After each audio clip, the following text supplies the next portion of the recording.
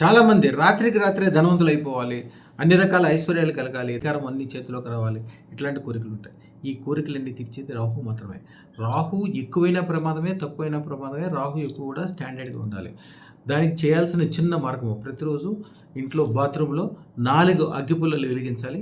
తర్వాత 4 మినిమం 4 సిగరెట్లు కానీ ఏదో ఒక పొగాకుకి సంబంధించిన ఐటమ్ ఎవరైనా పారిశుద్ధ్య కార్మికులకి ఇవ్వటం కానీ, అది కొనుక్కోవడానికి డబ్బులు ఇవ్వటం కానీ చేయాలి.